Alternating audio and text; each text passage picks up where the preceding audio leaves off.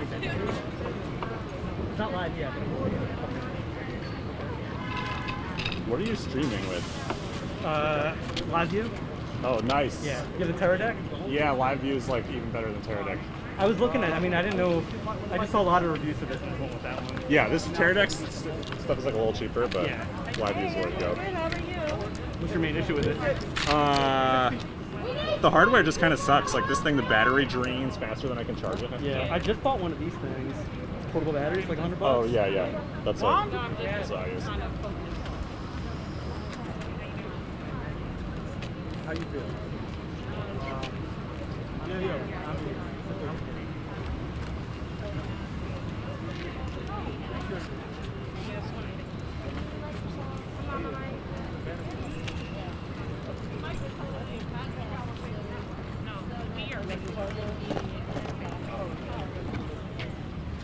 Check.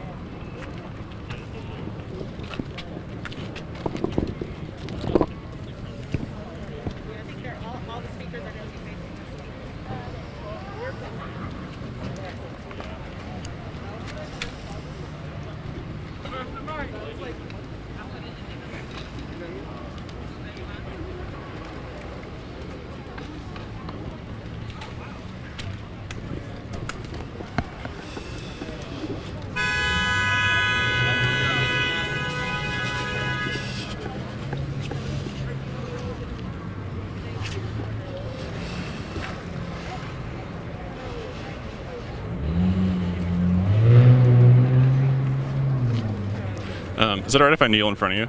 Oh, sorry. Thanks. No, it's okay. Sorry.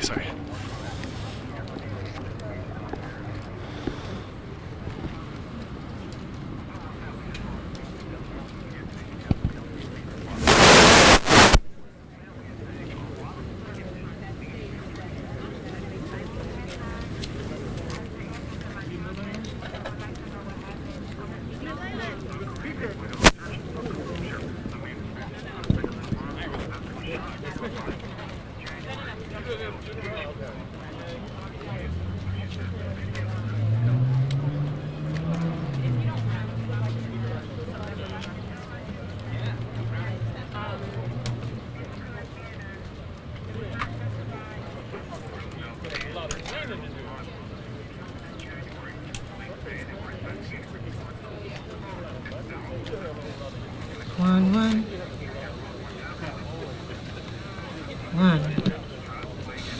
Okay.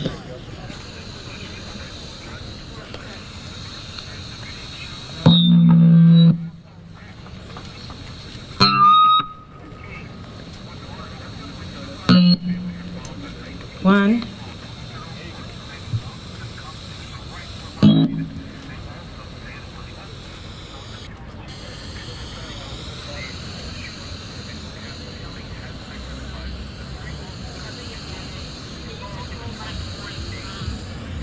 There might.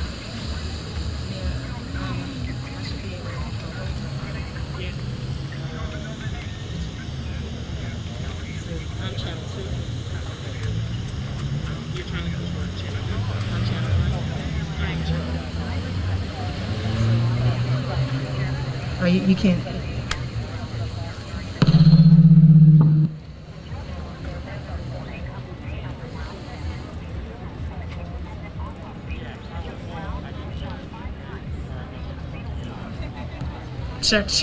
Check. 1 2 1 2. Check.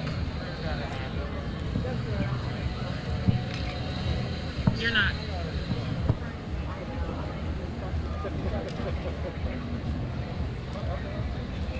One.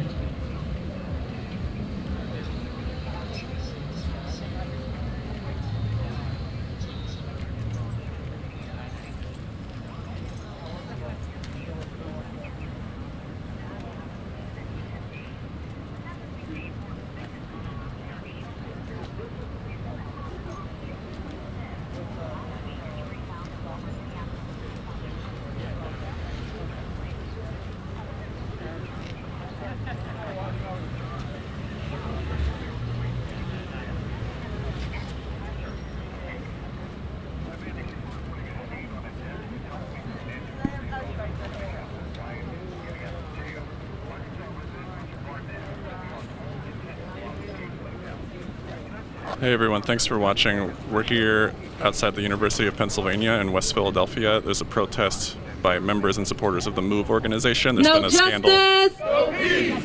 No justice! No peace! No justice! No peace! No justice! No peace!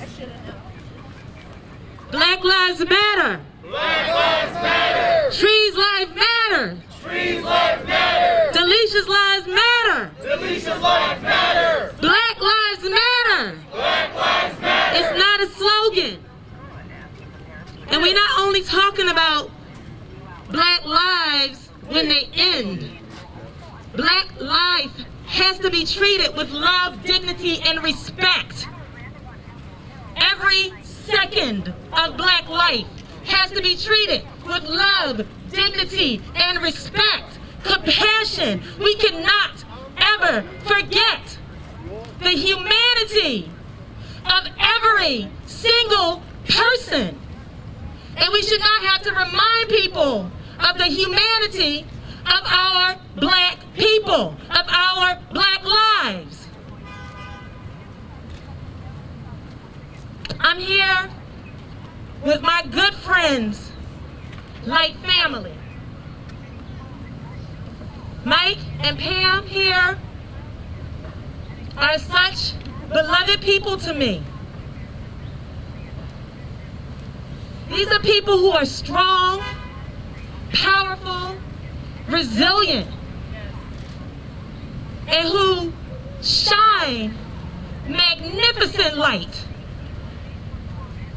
And when I think about why we're here, I also think about the reality that we could have lost either of them in the same way that we lost the 11 individuals that we are here remembering at this moment.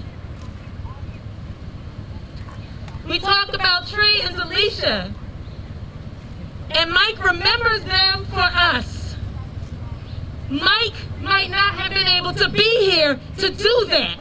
He could have just as easily been in that house with those children that day. And I come here and I've been thinking about being here and having to speak about this fucked up ass shit. That's right, that's right. That's right, don't be nice. And I have to try to be careful because I don't want to say words that hurt my family while I have to talk about this fucked up ass shit.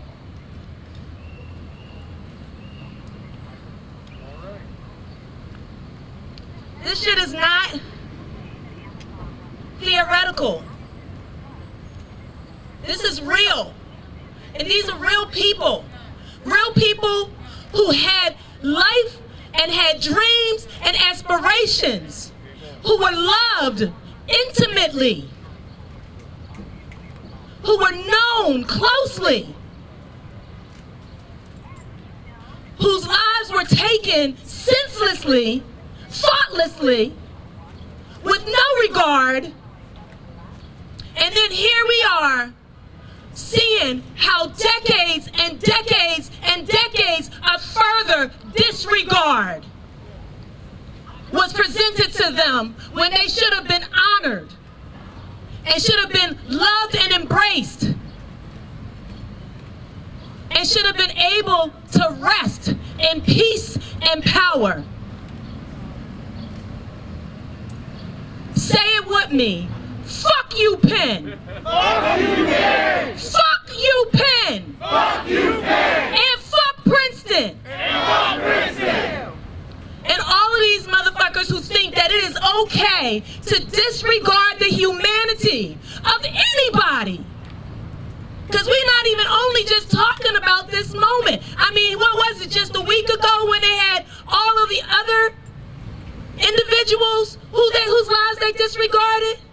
And they say it's okay because they think, oh, well, this is a part of this cultural moment. This is how the science science goes. This is how we do it. We have to do this. This is what excuses us experimenting on human beings. They've been doing this to our black bodies for hundreds of years. In the name of science, in the name of study.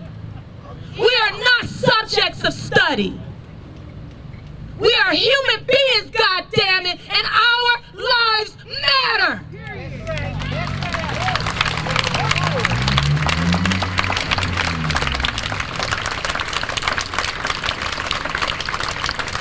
And I'm tired of all of this suffering that has to come with being in this fucked up ass place. And we are here to say, no fucking more. No more. No more. No fucking more. No fucking more. No fucking more.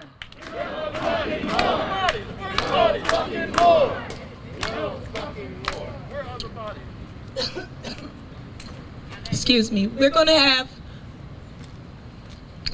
libations by Mama Maisha today. And this is a very particular kind of libation that's coming today. Libation is always is particular, is always important.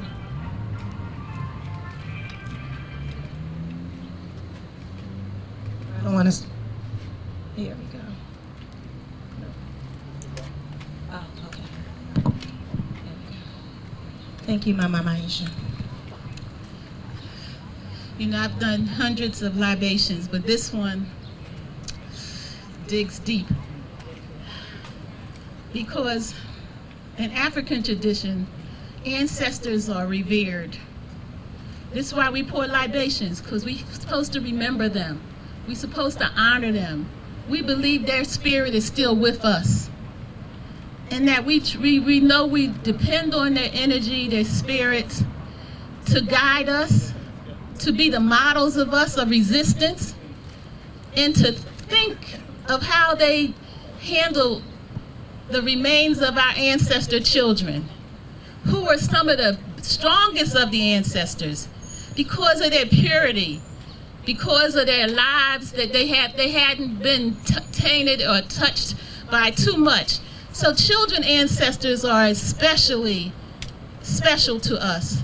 And to think these cretins here, these things impersonating humans in human form, got skin.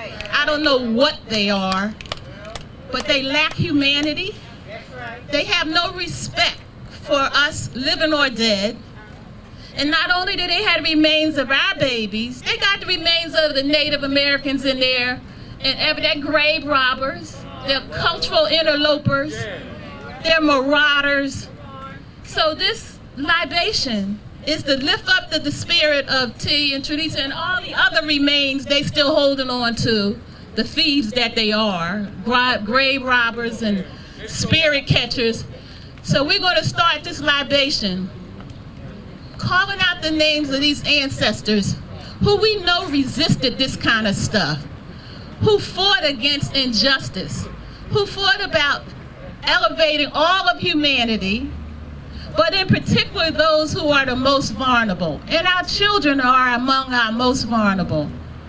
So we want to start pouring libation for the warriors, the warrior women, the warrior men, to give us strength to deal with Penn and Princeton, to get the remains of our babies back to their family so that they can deal with them in a way that feeds their spirit and honor their legacy as their bloodline, as a social family, as their biological family. So please call out the names of the warriors we need to help us stay strong to fight this battle. Ashe.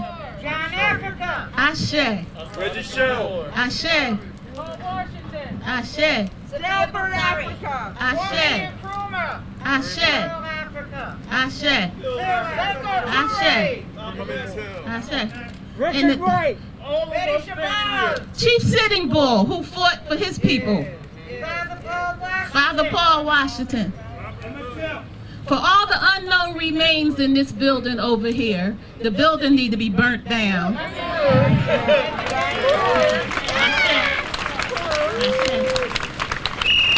We're going to pour this libation, we're going to end this libation for the unborn, because they're on their way here to join us. As we speaking, some babies are being born. So we pour and saying we welcome they're joining us in this struggle.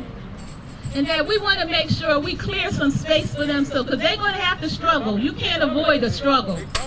You know, and they on their way here, and we say we building a place for them to stand next to us in this struggle, and that we're going to prepare them to struggle, prepare them to stay steadfast, prepare them to respect all of humanity, living and dead, and prepare them to challenge these institutions that have no regards to anything except the dollar. Ashe? Ashe? Ashe? Ashe? Ashe?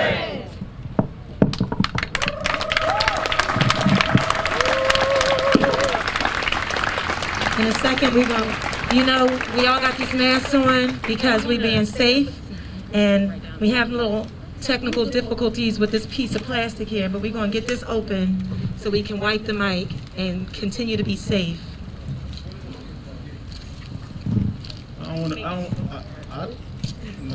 It don't look like it's.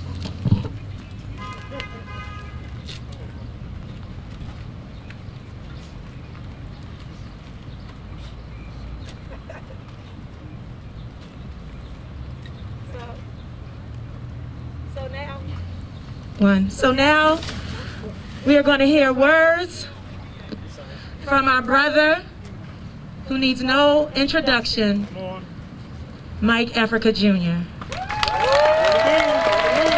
On the move. On the move. On the move. On the move. Come on, y'all. We like, y'all know this is a heavy moment, and people need energy. People need energy. That energy is a way of showing love. Okay? Come on.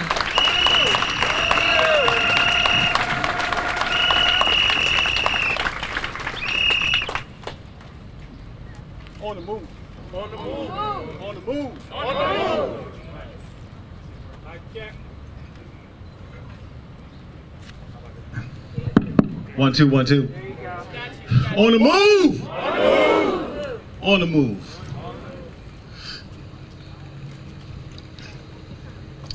First, before I say anything, I want to thank everybody that's showing this love for my family, for my sisters, for my Move brothers and sisters that were murdered on May 13th, 1985. Mama Maisha said that building needed to be burned down. I couldn't agree more. See,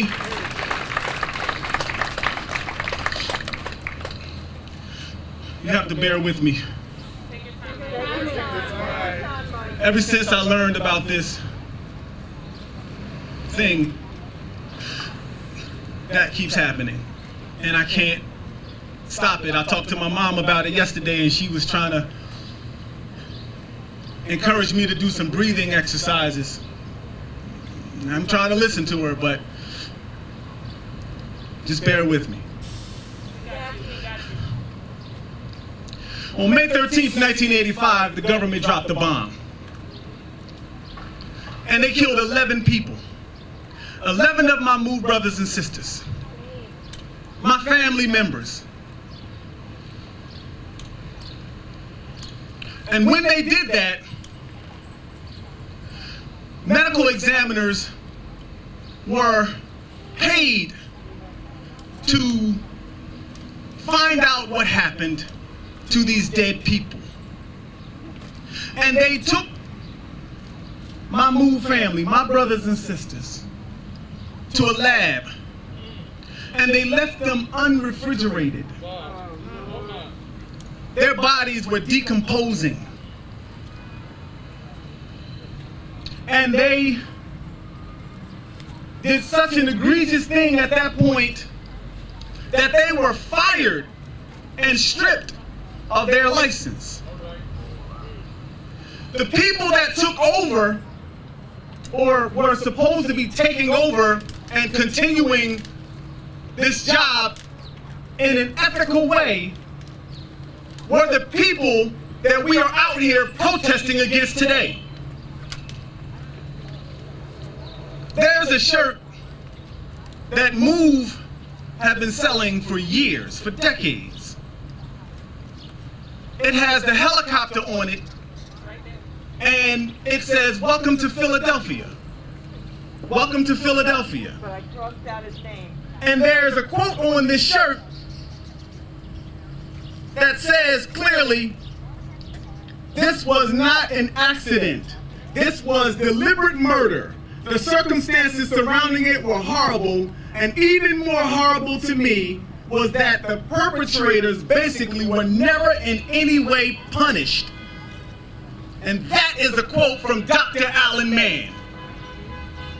Alan Mann, who is the person, the monster, that has done these horrible things to my sisters.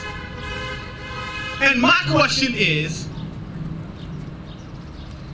where are the rest of the people? That's right. Where are the rest of the people? Because you know that if they took Tree and Delisha, they didn't leave the other ones behind. So we are here today, right now, to say that we want these motherfuckers to be held accountable for what they did to our family. And we ain't going away. If you know anything about the Move organization, you know we can stand our ground. We come back, they dropped the bomb on us, and it ain't stopped nothing. It ain't stopped nothing. Oh, it hurts. Every time I think about it, it takes me back to 1985, but it ain't stopped nothing. That's right. That monster, Janet Monge, is on video describing how my sister probably suffers a fracture because something heavy landed on her.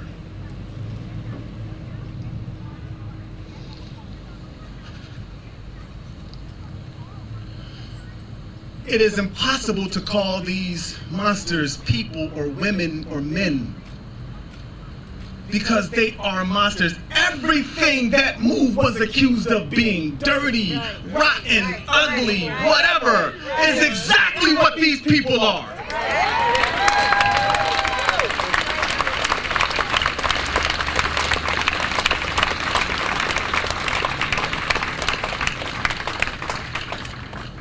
Later today,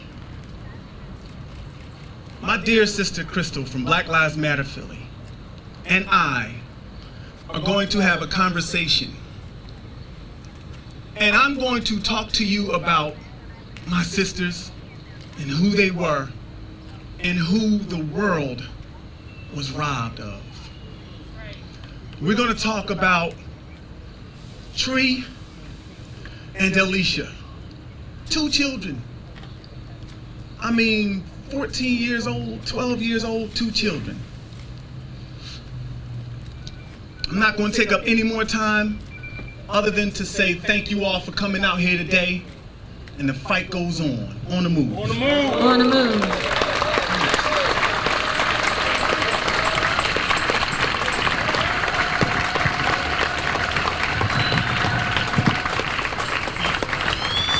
Crystal is also my dear sister, and she's going to come up here now. On the move. Say on the move. On the move. On the move. On the move.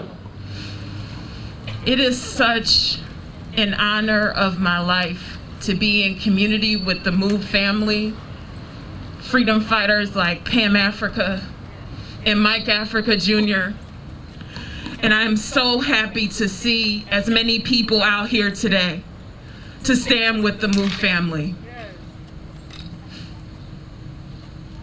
I wrote some words down because I'm afraid that I will just burst into tears like I've been crying every single day since I found out that my employer is housing the remains of Delisha and Tree Africa, who were disrespected in life, who've been disrespected in death, who have been disrespected in the media reporting of this travesty. So today, before we go any further, we want to remind you all of the human beings whose lives were stolen. Yes, we are here to seek justice for Delisha and Tree Africa, whose remains were held without consent in Penn Museum for decades. But as we seek justice for this specific atrocity, we remain grounded in the reality that this would not have been possible if there was not a first prior atrocity, that of the bombing of MOVE headquarters. The lives of 11 people, 5 children, and 6 adults were viciously taken at 6221 Osage Avenue on May 13th, 1985. I need to take this off, y'all. It's restricted me. And now it's stuck in my little hoop situation. Thank you. Most people don't fully understand the extent of the brutality and violence that happened on Osage Avenue. The MOVE bombing, quote unquote, is the popularized way to refer to what happened on May 13th. But it minimizes and it also obscures the fact that it was not a bomb that killed 5 children and 6 adults and their animals. It was the intentional decision to, quote unquote, let the fire burn and to eliminate the possibility of their survival by shooting 10,000 rounds of bullets for over 90 minutes into the MOVE home and dropping a second bomb on the front porch, even as MOVE members tried multiple times to escape. Most people don't even know the names of the beloved family members and community members that were stolen. How many of you know their names? This is not a pop quiz, y'all. So before we go any further in the program, we will follow the spiritual traditions of our ancestors and call the names of the 11 human beings whose lives were stolen. And when I say their names, we will take a moment of silence for each life, each valuable, beautiful life, and say Ashe. We begin with the children whose lives should have been protected. Tree Africa, 14 years old.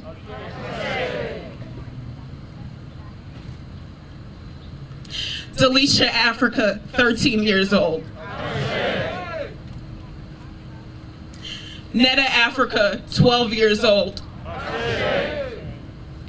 Little Phil Africa, 12 years old.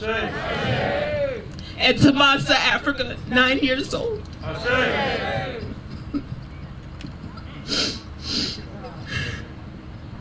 And for the adults whose lives should have been respected. Rhonda Africa. Teresa Africa. Frank Africa. Raymond Africa. Conrad Africa. And John Africa.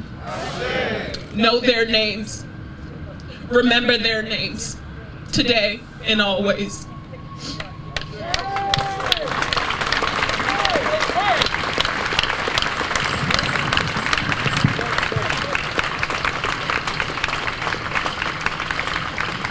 Now, as you may know, the city of Philadelphia issued an apology for this bullshit.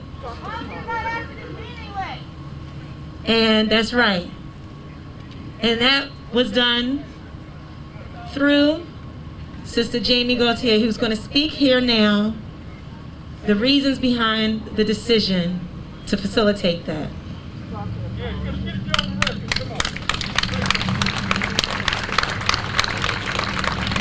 Good evening, everyone. Again, my name is Councilmember Jamie Gaudier, and I represent the 3rd District, which includes the university where we stand, as well as the Move House at 6221 Osage Avenue. First and foremost, I want to express my deepest condolences to the Africa family. I cannot begin to imagine the deep level of pain and re-traumatization that the last week has brought on for all of you. Mike reached out to me before all of this was confirmed by the university, and I have to admit that when I originally talked to him, I thought it was too awful to be true. Words can't capture the feelings that I had when I learned that this actually happened. I was sickened and dumbfounded and enraged. There is no possible justification for this barbaric disrespect of Black lives. They receive neither justice nor peace in life or in death. We are now approaching the 36th anniversary of the Move bombing and the terrible fire that was allowed to burn. Back then, Tree and Delisha Africa and 3 other children, along with 6 adults, were killed by our own city government. These are the remains of children who died at the hands of the state, and even in death didn't receive even a modicum of respect or dignity. It's disgusting. The University of Pennsylvania has apologized for its role in this situation, but an apology is not enough. Saying it won't happen again is not enough.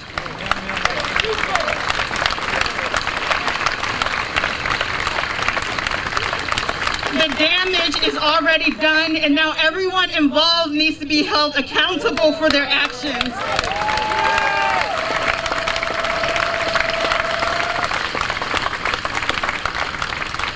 The Africa family is owed a full explanation of what happened by the university and by the city of Philadelphia, who transferred the remains to Professor Mann without consent. And the family is also owed some form of restitution to compensate for this egregious act.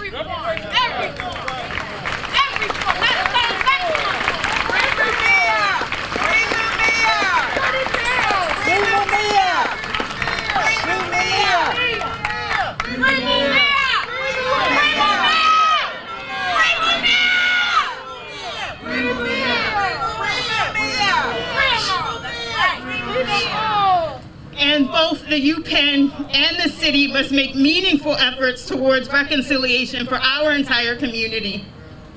Because let's be clear, in addition to the immense pain that this revelation has caused the Africa family, it has also reopened wounds in our Black community here in Philly. The fact that academics use these bones to further their own research dehumanizes the victims of this tragedy, and it resurfaces the long and fraught history of experimentation on Black people's bodies. And this isn't ancient history we're talking about. This is a matter of decades ago. West Philly residents who were displaced by the Move bombing and fire are very much still alive and traumatized by the events of that day. And this just brings back the trauma all right back to the surface. And so today I want to say to everyone who is pained by this situation, I am standing with you and we will get through this together. If there's any indication that the struggle for justice in this city has only just begun, it's this tragedy. So the fight continues, and I'm standing with you. Thank you so much.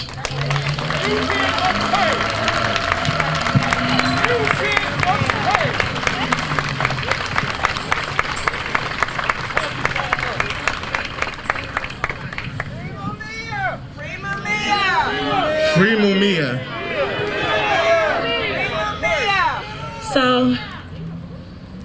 people who wrote and informed the public about this is our good brother Abdul Ali, who's going to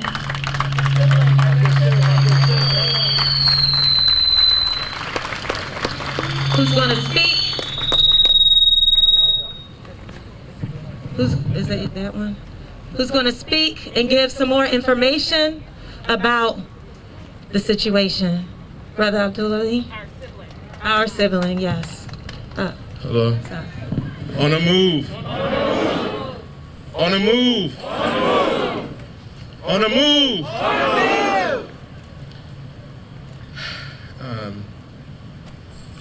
I first want to say the names Tree Africa and Delisha Africa.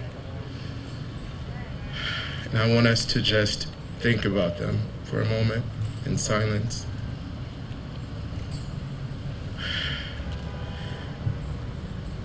This is heavy, right? It's heavy.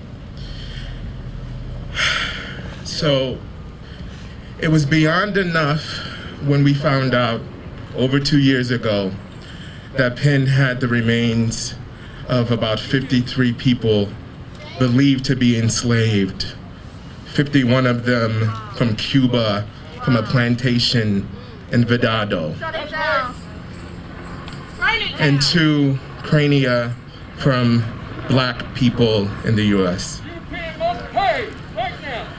And they had some of these crania of enslaved people, indigenous people, displayed in a glass display in an anthropology course within the Museum of Penn.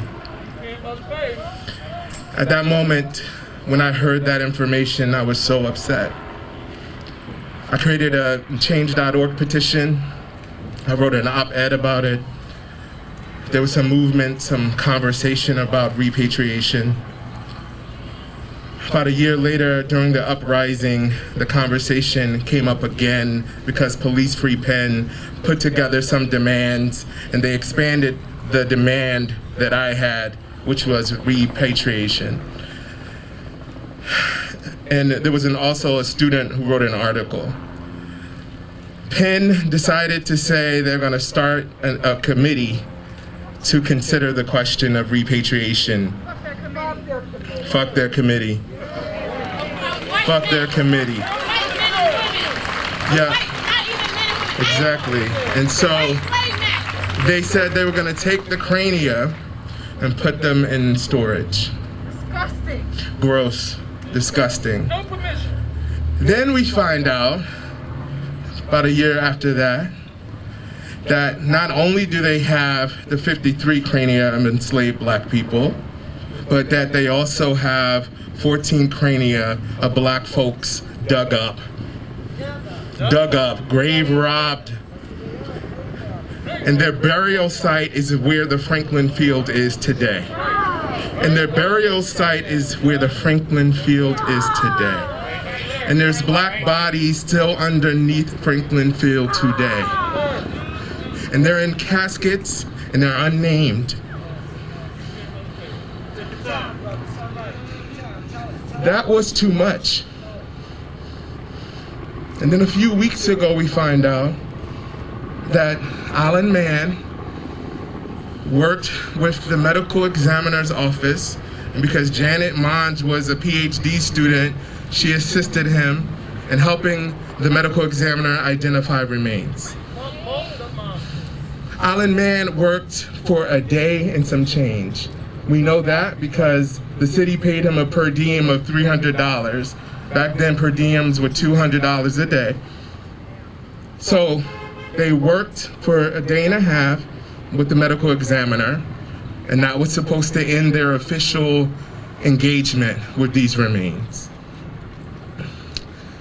Mayor Good establishes the Philadelphia Special Investigative Commission to look into MOVE, and that body hires another forensic specialist, Hameli from Delaware.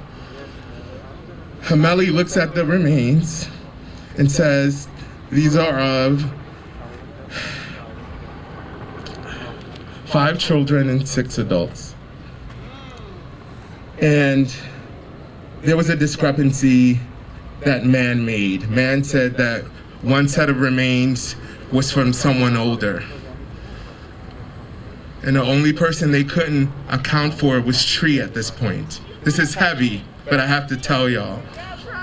And Hameli says, no, these remains are Tree's remains.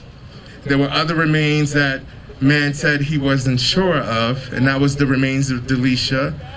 And Hameli said, no, I think these are Delisha's remains. Hameli puts out a report.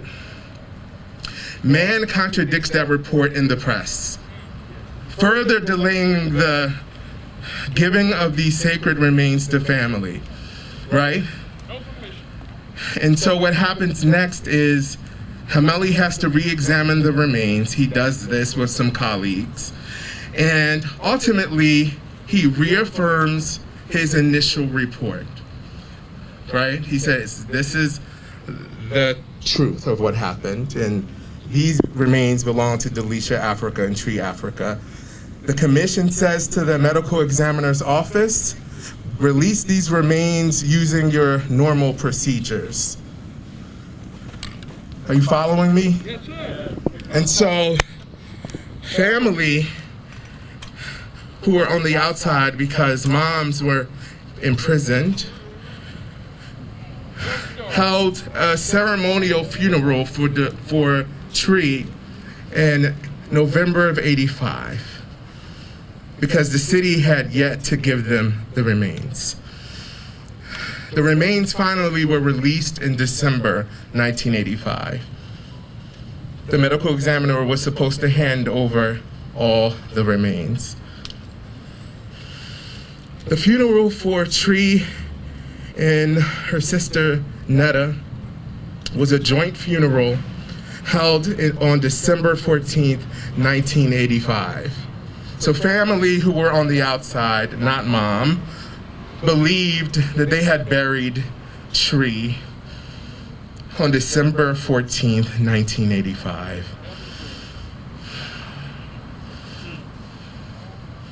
Delisha Africa, no one claimed her remains because family were incarcerated.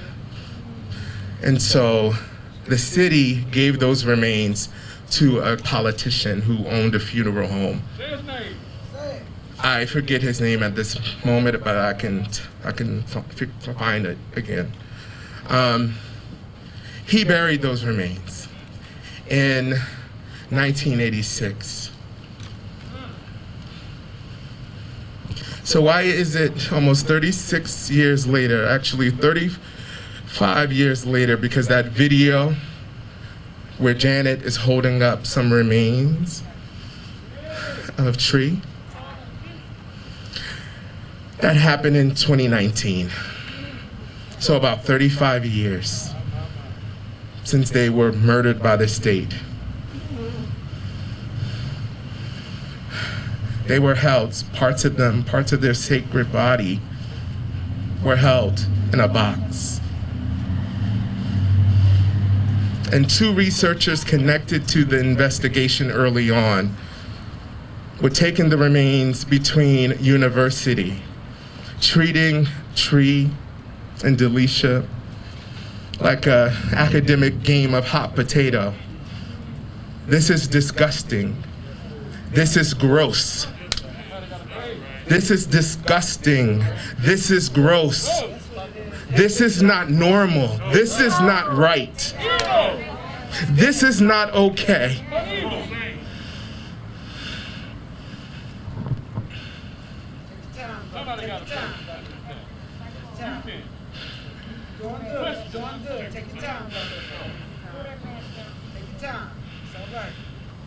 Monge has to be fired.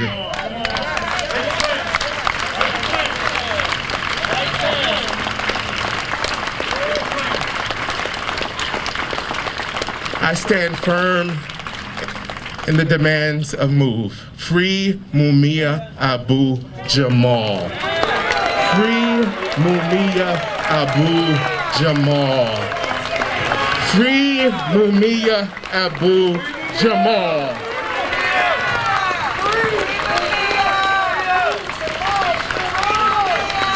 Additionally, like Mike said, some kind of restitution must happen. There must be payment. There must be accountability. There will be accountability. There will be accountability. Because Tree Africa and Delisha Africa deserve sacred rest.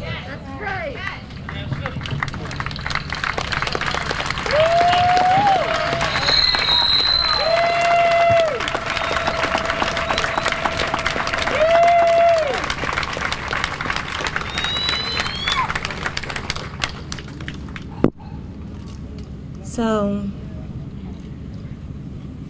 again, we're talking about people, children who were closely held and loved. And we're going to hear the words now of Delisha's sister, Yvonne.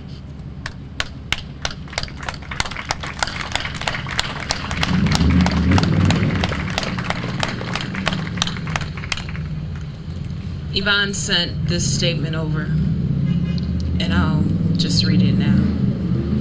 My name is Yvonne M. Orr.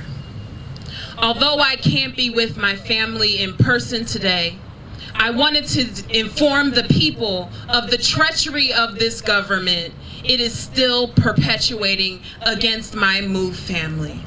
Specifically, the two articles in the Inquirer and the article in the Guardian that cover the defiling of what they claim are the remains of our family members. The latest revelation of horrific acts perpetrated against my family is right before May 13th, 2021, which marks the 36th anniversary of this government's horrific bombing in their attempt to annihilate MOVE by murdering 6 adults and 5 children.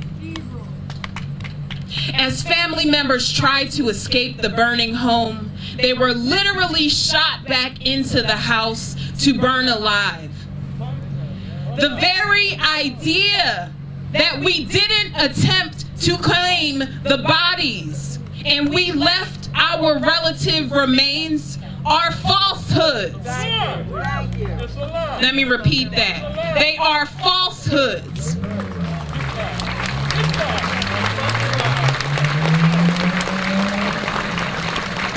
The MOVE murders continue on to this day.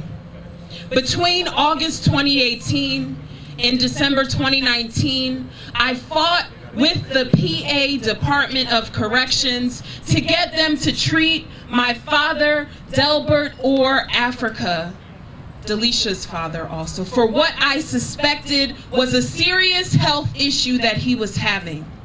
After being shackled while being tested in August 2019, the prison would not allow any family members to contact Del and did not inform family members that he'd been hospitalized and in intensive care for over a month.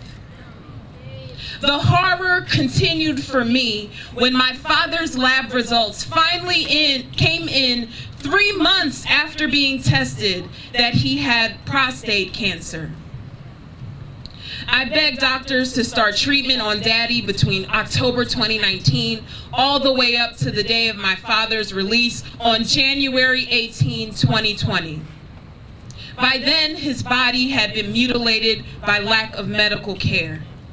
He died in June 2020, following a very painful 5 months of accelerated treatment that should have been started at least a year prior to have any hope in his survival, according to his doctors on the outside. Now hearing that the university continues to trot around the possible remains of my sister and other family members, I and my family demand that we be allowed to claim the remains of our family members. MOVE demands justice and peace for our murdered siblings, children, and the entire MOVE family. Join the MOVE family in solidarity for social injustice in the murder and use of our family members' remains to stop immediately. On a move. On a move. On a move. On a move. Show your solidarity today and follow the MOVE organization at onamove.com. Rest in peace, Delisha Africa. Rest in peace, Delbert Africa. And rest in peace, Tree Africa. Ashe.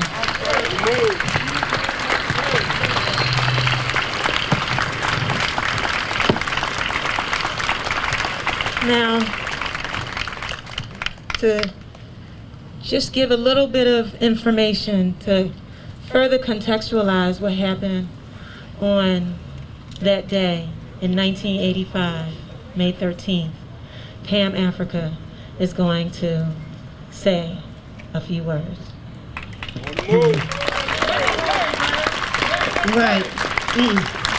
I just want to point out for people who don't know, this government have been consistently killing our children for years. In the womb, outside the womb, as young children. Yi Sing, baby, she was beat by the cops so bad, she miscarried. Rhonda Africa, and this is in the early 70s. Rhonda Africa was beat so bad that her baby was born black and blue. Alberta Africa, after a demonstration of probably about the air, the water, the soil, the fake health markets, and our plastic, our water in plastic bottles, and the unfair education, and the housing issues, the elderly issues, the prison issues, police brutality, whichever one of the things that MOVE was demonstrated about and got locked up. Alberta Africa was pulled out of a cell at the roundhouse, 8th and Race, while the other sisters was in the cells watching helplessly as a black matron by the name of Robinson, her and other policemen held my sister's legs open and repeatedly kicked her in the womb until she miscarried on the floor of the 8th and Race semi-prison, whatever the fuck they want to call it. And Janine's baby was killed March 16th, 1976. On August the 8th, when they came into our home, it was an agreement that after a year-long confrontation where MOVE exposed the filthiness, the hatred that these people had for black people, people of color, poor whites. That's what was in the house. Asians, Latinos, inside that house on August 8th. When they came there, shooting, maiming, killing, beating, robbing the neighborhood. They couldn't kill our children, but one thing, when they got our children, the Philadelphia Inquirer would tell you about the strength of our children. They talked about how rich the blood was, how strong the teeth was, how the children were sitting in a huddle. This was after they had came in the house, tore it down on top of them, and beat.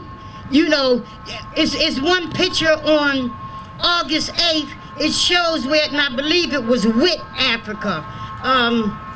Mike's sister, where the cops snatched her from the mother's arm and they grabbed her like this, and another cop grabbed her by the arms, and they're dangling, a terrified child, and the mother watching, and took her away. They took them to a center where they were beat.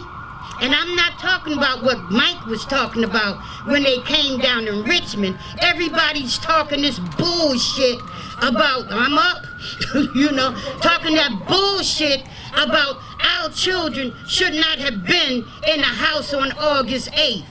They wasn't. Mike, when he was a small kid, Delisha and all the rest of the kids was in Richmond, Virginia. They had no business down there. They went in there. The kids would sleep on the floor, busted the door open with shotguns and stuff, trampling over top of our kids, snatched our kids from the mother, locked the mothers up, took the children and put them in the orphanage, combed their hair, their locks, pulling hunks out their head, beating, forcing them to eat cooked food. I'm saying forcing them to eat ice cream. For those of you who like ice cream, that's fine for us, with y'all. But it's poison, and our children understood what it was and was refusing to eat it. So they was trying to force food and stuff on them. Our family, managed to get them away from them, and we took them from Richmond and brought them all back up here. Our children was also, take that mask off. Our children, take that mask off. Let them get some air.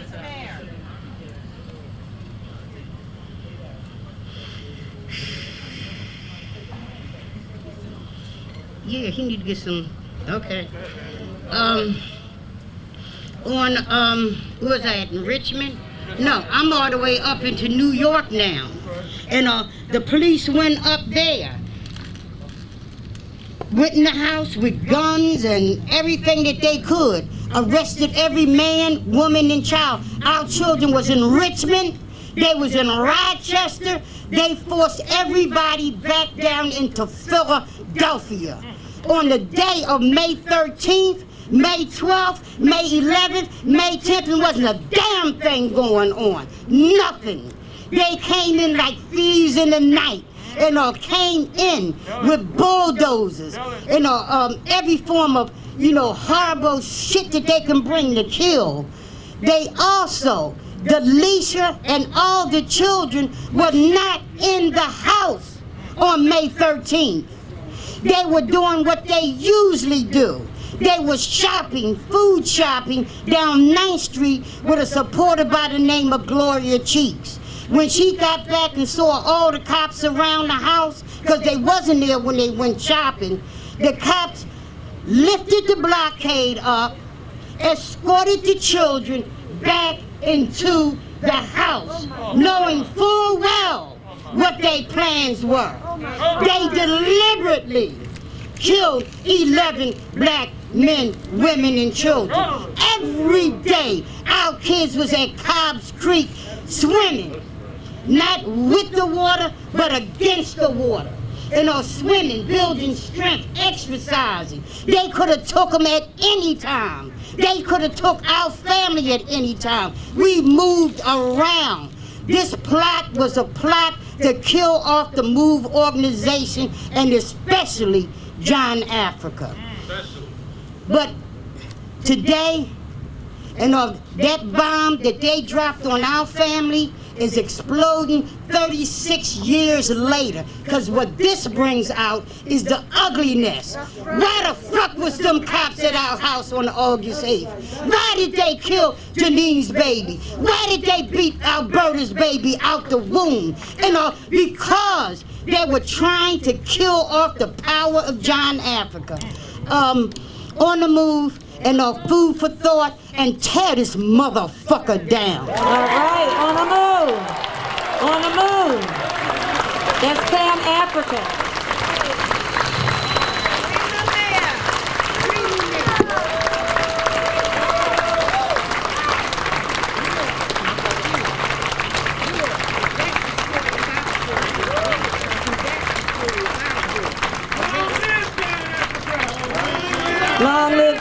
Africa. Long live John Africa. Long live John Africa. On the moon. So you may have heard of Richard Wright, author of Native Son and Black Boy.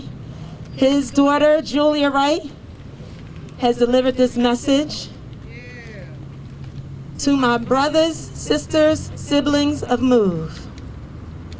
Yesterday, I was able to tell a gathering in Paris of sisters and brothers from the French colonies, Martinique, Guadeloupe, Guyana, Coyote, Reunion, New Caledonia, and Polynesia, about what has happened to the bones of your babies. I told them about the darkness of white supremacy.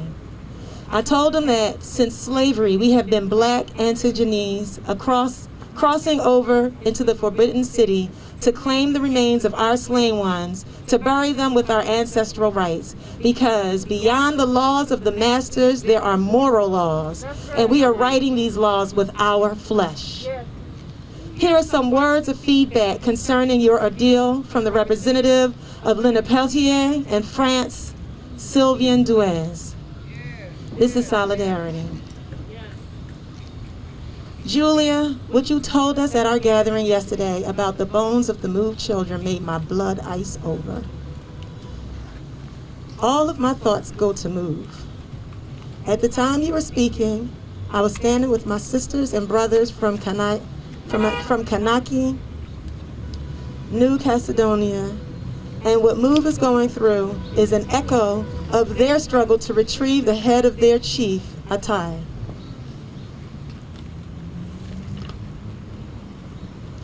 His head had been sent to the Museum of Man in Paris, but was then allegedly lost and was only recently handed back from the French government to his tribe. I was also reminded of the skulls of Geronimo and Pancho Villa, still detained by white supremacists at Yale University. Fuck these universities. The student fraternity of skulls and bones to which the Bush dynasty belongs. All of these white supremacist motherfuckers, fuck them all. This system steals lives, but it also steals our dead. Our strength is nourished by our anger. This is not an error, this is not even an insult. It is a crime against our right as humans to mourn the children born to us. It is deliberate torture and the continuity of so many million bones we were not able to bury and mourn, that lie today unclaimed at the bottom of the Middle Passage. In the continuity of so many of our skulls studied to prove our alleged animality. In the continuity of the removal of our mumiyas to dark dungeons, turning us into a people roaming as headless as a Kanaki tribe without those we chose to direct us. With love, from across the Middle Passage, Julia.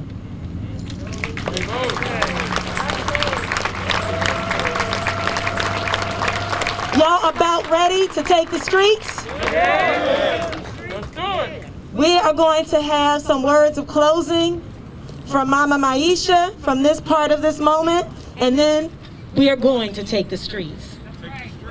Mama Maisha.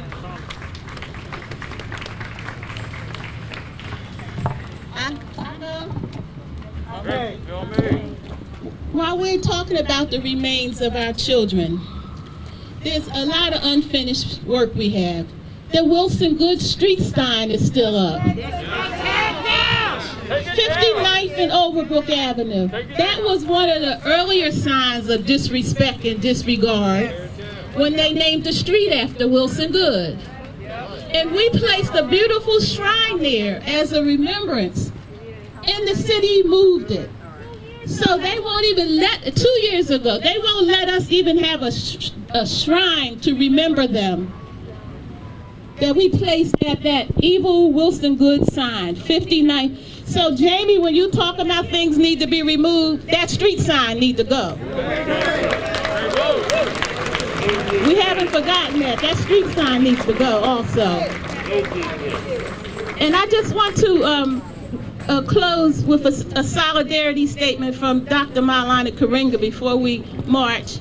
Because when he heard about this, he was so upset. He called me in the middle of the night. What is going on? What can we do about this? He's an ethicist, so the fact that you mistreat humans means that it just touches him deeply. Gotta put my glasses on.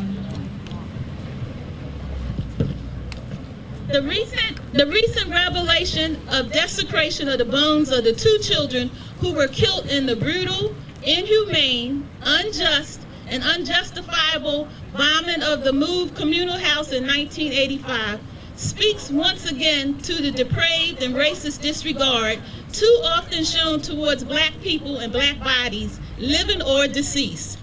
And it speaks also to the continuing devastating impact systemic racism in this society has, not only on the way we live and die, but also how we are mistreated and disregarded even in death. And we can only imagine how much worse conditions would be if we did not engage in righteous and relentless resistance. So it would be worse if we didn't resist, people. It would be worse. We think it's bad now, but if we ain't tear shit up, it'd be worse.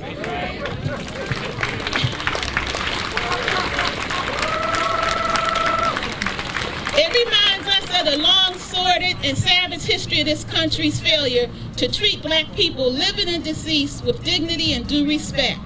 And the University of Pennsylvania and Princeton University are in this matter complicit in this pattern and practice. Moreover, the city itself has shown gross negligence in allowing the children's remains to be examined without appropriate protocols to handling their remains. There is no appropriate protocol. It's none at all. And he said this makes their apology and concession of understanding the immeasurable and enduring harm this has imposed on family and Black scene has no meaning to it. We strongly condemn and resist as unethical the ghoulish use of the bones of the 2 murdered children, Tree Africa and Delisha Africa, for teaching online courses in forensic anthropology, especially without the knowledge and permission of the Africa family. And we condemn and resist the insensitivity to the traumatic emotional impact this would and does inflict on their parents, Consuela Dotson Africa and Janet Africa, respectively, and reaffirm our solidarity and grief and righteous and relentless struggle to achieve justice and reparations for them. We reject and resist all the white power and privilege assumptions that whites can objectify those different and vulnerable and use them as property, props, and objects of morbid pleasure on so-called scientific and social curiosity. And you know they do it because you read the article where they called our child's bones juicy. How do you call a child juicy? I could have reached through that page and slapped the shit out of that woman. Penn's apology to the African family. Penn's apology to the African family for its role in this is necessary, but it is not sufficient. In addition to apology, those involved must return the remains, make restitution of handle of the remains with the involved family, and work with the community to achieve this. Anything less is expanding the injury of injustice and the unethical and unjustified disregard of Black lives and human rights. In this we will continue to resist at every level and at every area of justice. We will continue to resist. So, free Mumia and return our children to us. Ashe.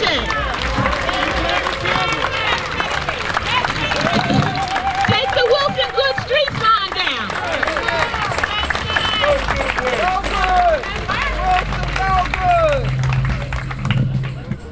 Wilson, no good.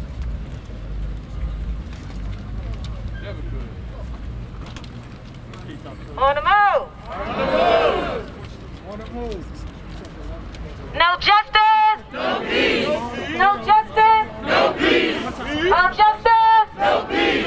No justice. No peace. No justice. No peace. Abolish racist police.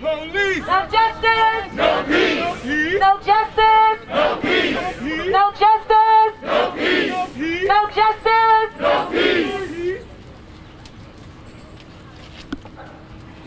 When moved children are under attack, what do we do? Stand up, fight back. What do we do? Stand up, fight back. What do we do? Stand up, fight back. When moved children are under attack, what do we do? Stand up, fight back. What do we do? Stand up, fight back. What do we do? Stand up, fight back. When moved children are under attack, That's okay. what do we do? Stand up, fight back. What do we do? Stand up, fight back. What do we do? Stand up, fight back. No justice. No peace.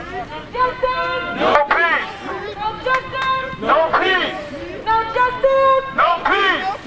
Say her name. Alicia Africa. Say her name. Alicia Africa. Say her name. Alicia Africa. Say her name. Alicia Africa. Say her name is Tree Africa. Say her name. Free Africa. Say her name. Free Africa. Say her name. Free Africa. Alicia Africa. Alicia Africa. Tree Africa. Free Africa. Alicia Africa. Alicia Africa. Tree Africa. Free Africa. Alicia Africa. Alicia Africa. Say her name. Say her name. Say her name. Alicia Africa. Say her name. Alicia Africa. Say her name. Alicia Africa. Say her name. Alicia Africa. Say her name. Tree Africa. Say her name. Free Africa. Say her name. Alicia Africa. Say her name. Alicia Africa. Say her name. Alicia Africa. Say her name. Alicia Africa. Black Lives Matter. Black Lives Matter. Black Lives Matter. Black Lives Matter. Oh, Black Lives Matter. Black Lives Matter. Black Lives Matter. Black Lives Matter. Black Lives Matter. Black Lives Matter. Black Lives Matter. Black Lives Matter. Black Lives Matter. Black Lives Matter. Black Lives Matter. Black Lives Matter. Hey, hey, ho, ho. Bone collectors got to go. Hey, hey, ho, ho. Bone collectors got to go. Hey, hey, ho, ho. Bone collectors got to go. Hey, hey, ho, ho. Bone collectors got to go. Hey, hey, ho, ho. Bone collectors got to go. Hey, hey, ho, ho. Bone collectors got to go. Penn Museum, you can't hide. You profit off of genocide. Penn Museum, you can't hide. Penn Museum, you can't hide. Penn Museum, you can't hide. Profit off of genocide. Penn Museum, you can't hide. Profit off of genocide. Penn Museum, you can't hide. Profit off of genocide. No justice. No peace. No justice. No peace. No justice. No peace. No justice. No peace. When moved children are under attack, what do you do? Stand up, fight back. What do we do?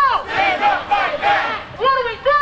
Stand up, fight back. When moved children are under attack. Thanks everyone for joining. I'll try to just catch you up real quick. So we're here in West Philadelphia, in the area where this is all these buildings right here are the University of Pennsylvania. The MOVE organization, which is a Black Power, Back to Nature political group that's been active in the city of Philadelphia for a long time. They, hey, what's up? In 1985, the city of Philadelphia dropped a bomb on their headquarters after Philadelphia police had repeatedly harassed and brutalized and imprisoned their members. It was like a long standoff. So yeah, in 1985, several square blocks of West Philadelphia were burnt to the ground. And the Africa family, members of the MOVE organization, several adults and children were killed in that bombing. And the news emerged in the last few weeks that the University of Pennsylvania has been very casually and disrespectfully storing and using the remains, the bones of two children, Delisha Africa and Tree Africa, using them as props in classrooms for anthropology classes and stuff like that, calling the bones juicy, just generally handling them with pretty callous disrespect. So there's hundreds of people out here today to support the MOVE family's call for justice and for reparations and the misuse of the remains of their murdered children. No justice!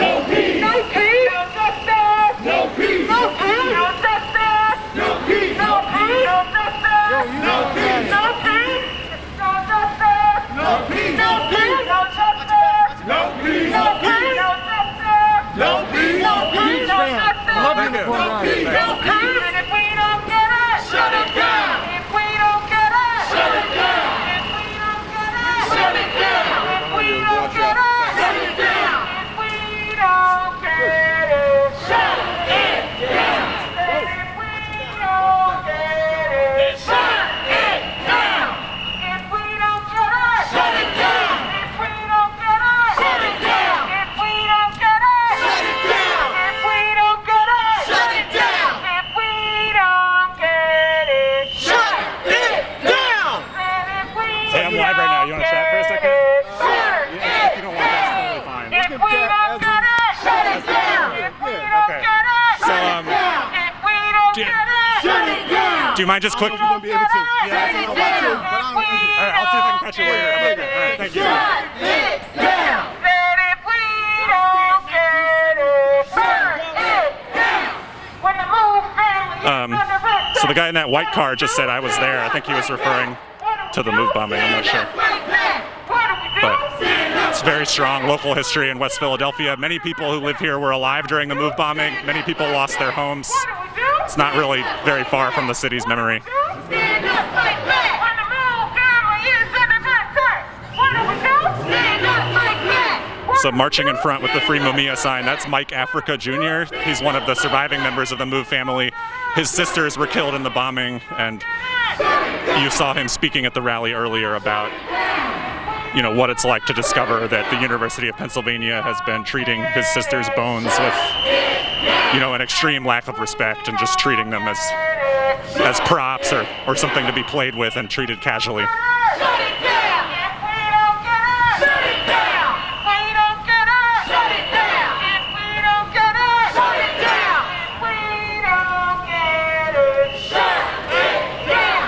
That if we don't get it, shut it down.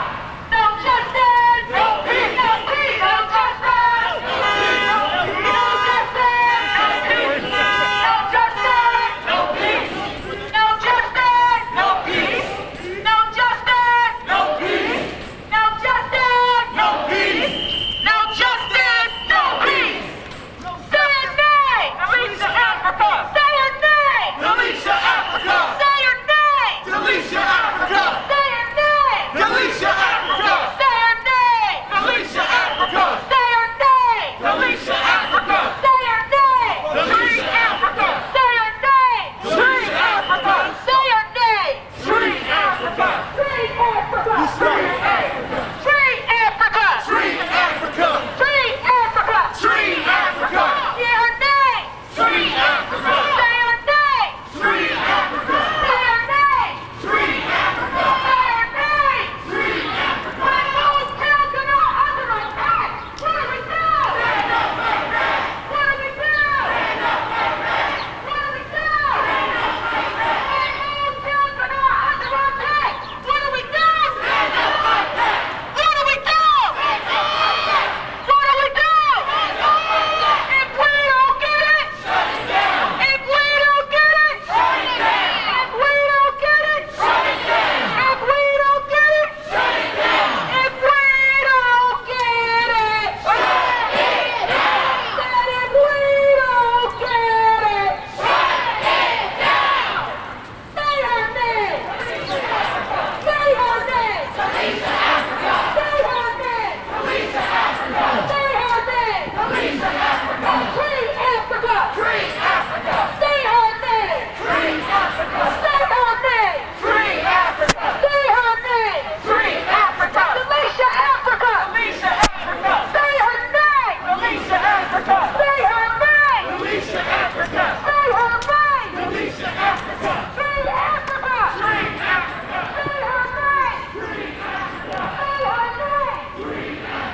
Say her name. Free Africa. So yeah, the protest about the University of Pennsylvania taking without consent bones of children who died in the move bombing. Move's protest is continuing to work its way through the campus here. Okay, sorry, I'm gonna try to keep those camera errors out of your feed. Sorry. What do we do? Stand up, fight back. What do we do? Stand up, fight back. What do we do? Stand up, fight back. When move children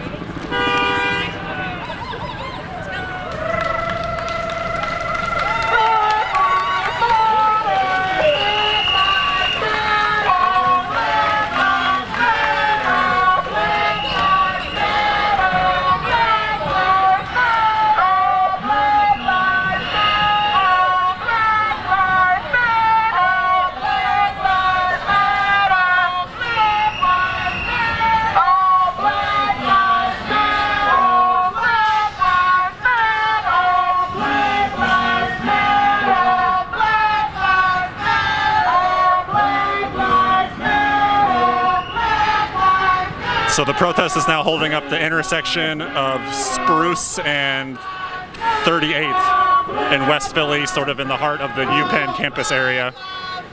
This protest was called by members and supporters of the MOVE organization after the news emerged that the bones of Delicia Africa and Tree Africa, two children who were killed in the 1985 MOVE bombing when the city dropped a bomb on the headquarters of the MOVE organization. People found out in the last few weeks that the University of Pennsylvania has had custody of their remains the whole time. Has been taking them out and playing with them, you know, to show anthropology students what bones are like. And it's pretty outrageous news. People are pretty angry about it.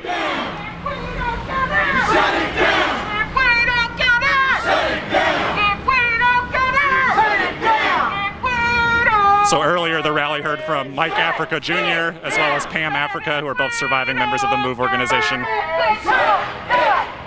And at least a few hundred people are out here to support them, to make sure the university feels their anger. Stand up, fight back! What do we do?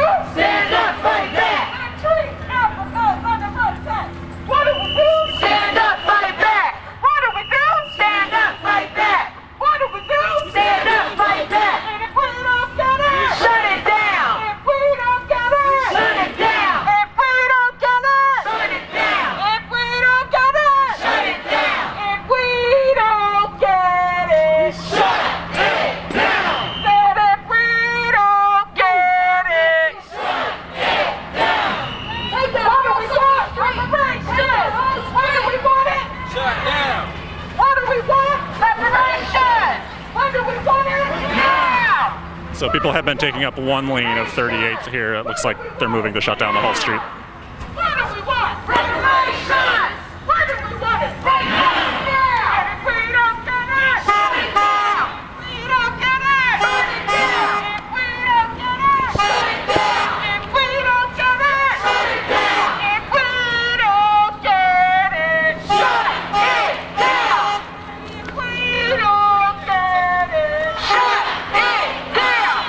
If we don't get it, shut it down! If we don't get it,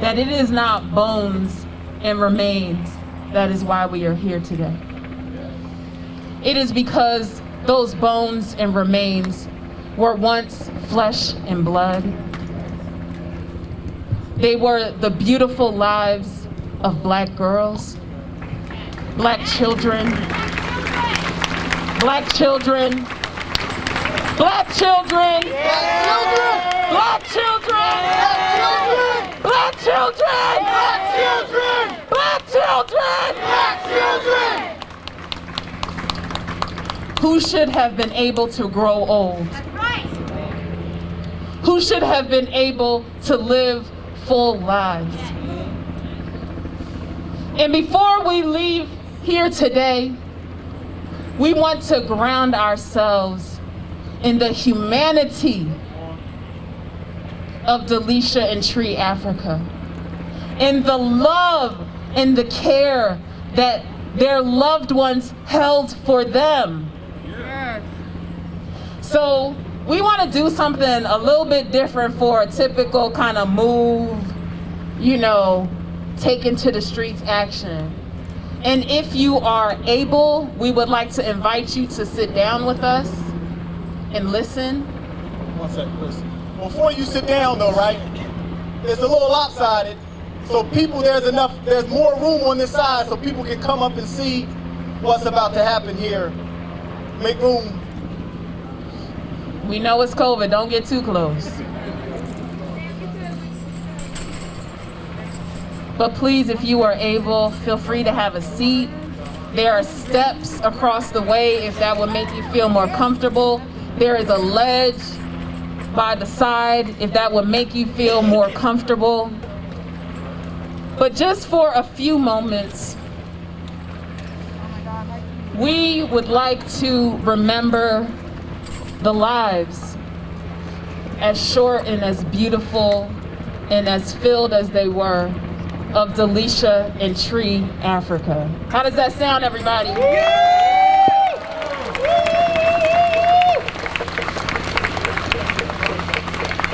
All right. So,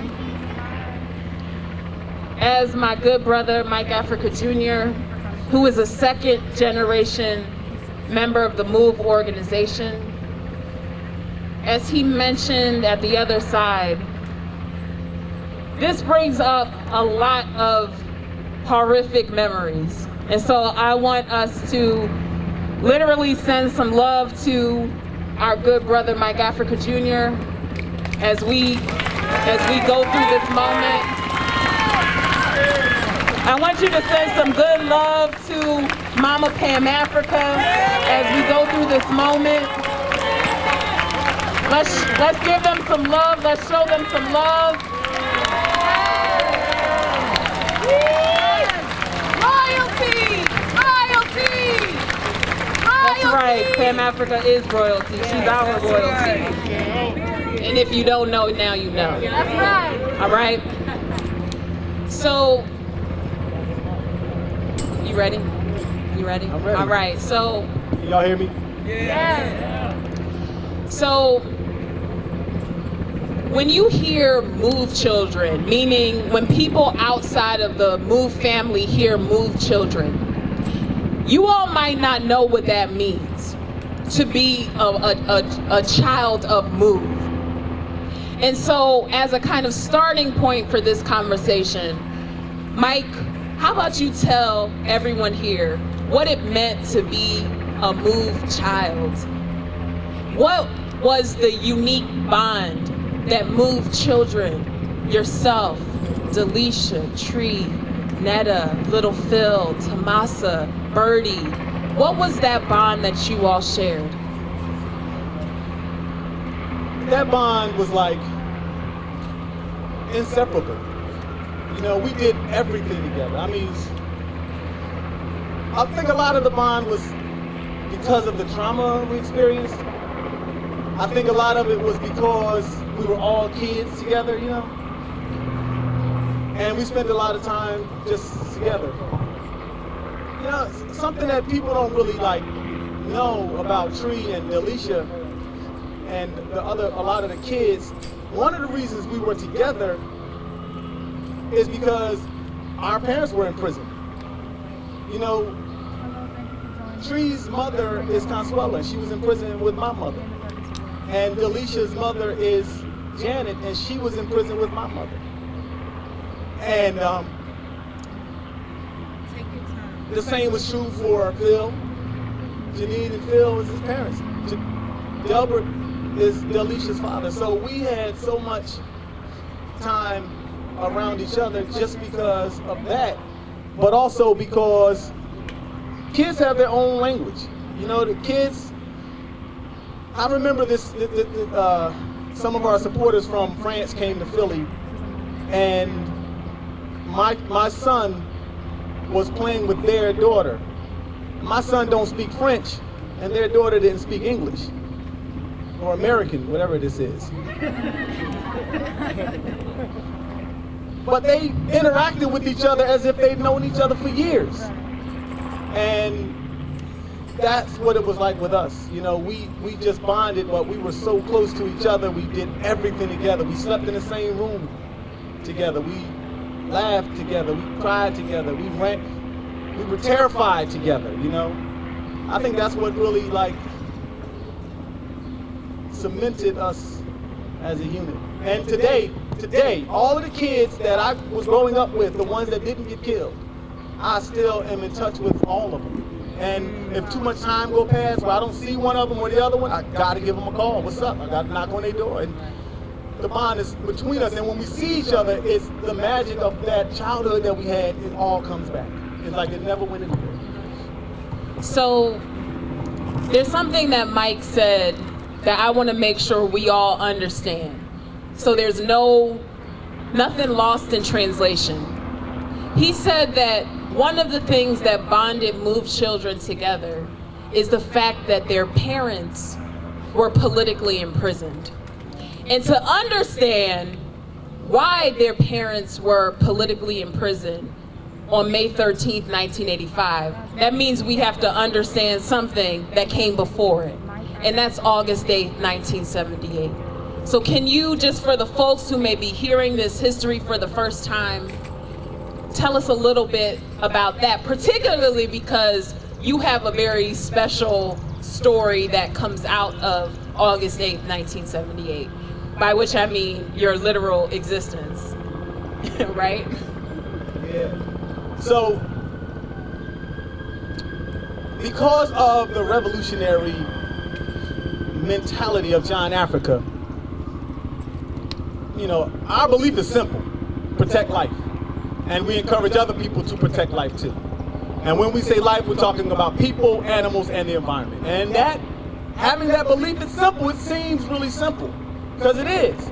But it is an extreme threat to the system, because when you're talking about protecting life, and these people clearly are talking about punishing life, the suffrage of life, right? The pollution. So John Africa taught Move people this belief, and Move practiced it, and we were attacked for it. And on August 8th, 1978, hundreds of cops came out to our house with helicopters. They had guns, and they were ready for war. And they assaulted the house, and they assaulted the people in the house.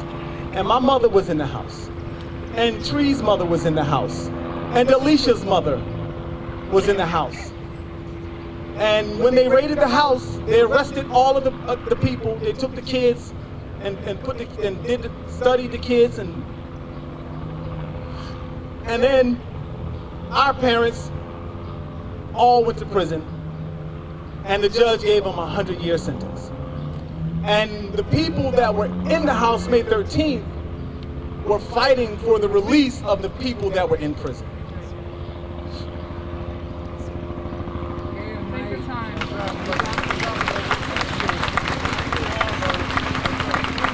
So,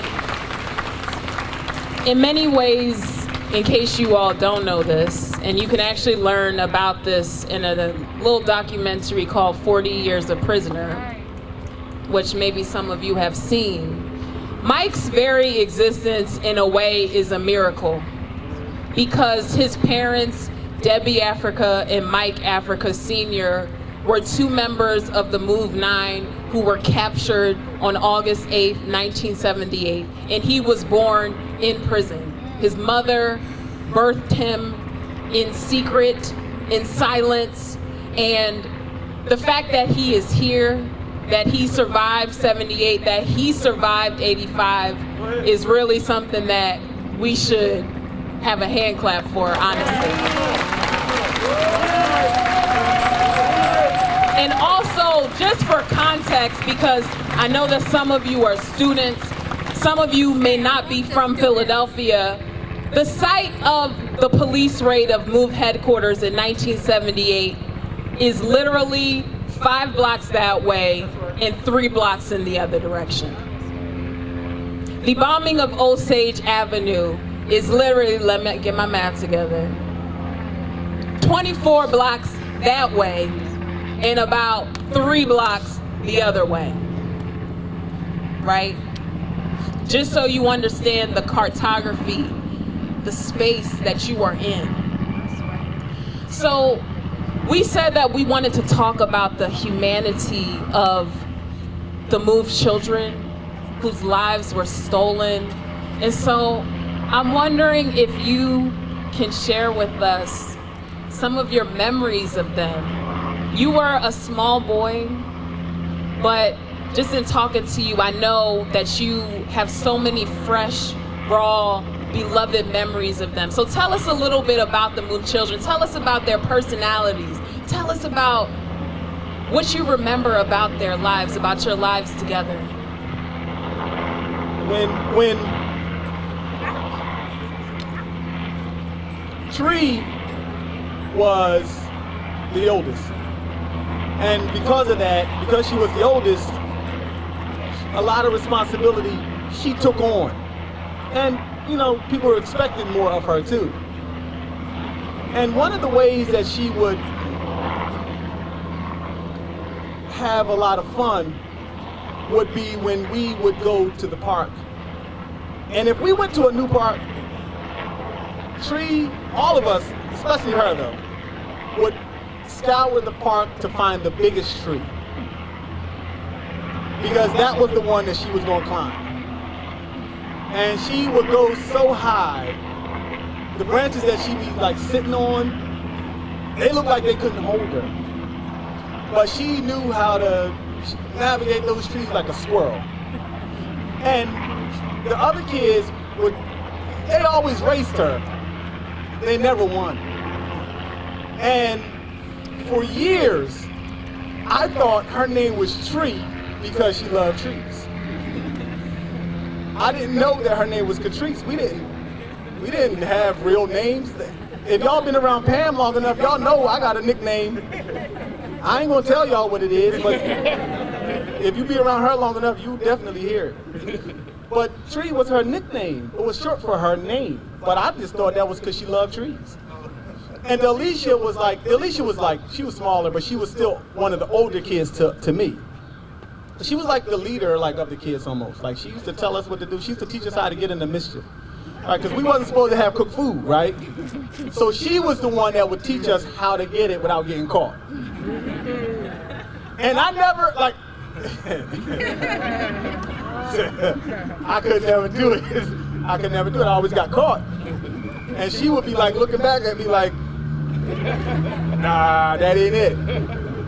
And like, some of the things that we used to do, we were so athletic and like strong. Some of the things that we used to do, when I think about it now, it seems like a dream. And I have to, the only way that I can know that it's real is if I ask other people who remember it that I didn't ask about it already. Because some of the things we used to do was like, you know, well, I ain't gonna say because there's little kids out here. But we used to do. Cover your. But that's the things that I remember about them the most. You know, and for a lot of people who don't really understand the trauma that we experienced, just try to imagine at my age, 3, 4, or 5 years old, and they were like 10, 11. We had plans together. We planned to run away just to get away from the confrontational atmosphere. We didn't know what to do. We were just so distraught. And when we came back from Richmond, Virginia, I remember feeling that we were probably out of the chaos, right? Because we got chased out of Richmond just like we got chased out of Philly to Richmond. That's a whole other story, y'all. But in Richmond, we were taken just like we were taken in Philadelphia by the police. And we ran from Richmond to get away from that abusive orphanage. 11 days, hair combed and ripped out of our scalp by the roots and pushed down basement steps and just treated horribly. They said when they got me back, I had a diaper rash nearly to my knees and up to my stomach because they just did not take it. And I wasn't the only one, and I wasn't the youngest. But Tree was the oldest, and she was one of the ones that were like, help out, you know, go get things, and just always there, and she never, ever complained. At least not that I heard. She might have complained to the adults, because we moved people. So we would say things like, man, I'm tired of this shit. You can't forget that part. We still move people. But, man. What'd you say? What'd you say, Pam? They fought them motherfuckers too. And all them children, they fought them. And they knew that they were in a damn fight. So when we came back, because Pam was talking about it, we fought. I don't remember a lot of this stuff. People told me this stuff, but they thought them older kids was rumbling to keep them off of us. Tree and Delicia was rumbling the cops as children. They were rumbling them to keep the cops off of us. So when I think about what has happened, what these people have done to them, it is unfathomable. And the other day, as Chris and I were going through these forms and this investigation stuff, trying to figure out and trying to get to the root of this, who would do this, who did this, why did they do this? One of the things that was in those documents was Tree's birth certificate. And when I looked at the birth certificate, I saw her footprints. And I saw her birth date. And at the time when we were kids, we didn't celebrate birthdays. We didn't do that. You know, we needed something. Our rules were if you need something, you get it. You don't wait till a day to tell you that you need something. You just get what you need when you need it. But when I looked at her birth date, I never knew that it was the same day as mine. And it was just so striking. And even though that doesn't really matter, No, it matters. it feels like a stronger connection. And when I think about Alicia and her sister Yvonne, we read the statement, Chris read the statement from Yvonne, her sister, who she never really got to really know. It is such a tragedy. And it makes me so determined, so confident that we are going to bring accountability to these people who did this shit to our people.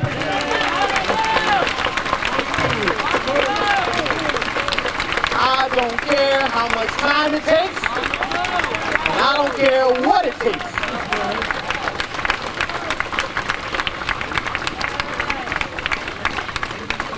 All right, let's bring it back.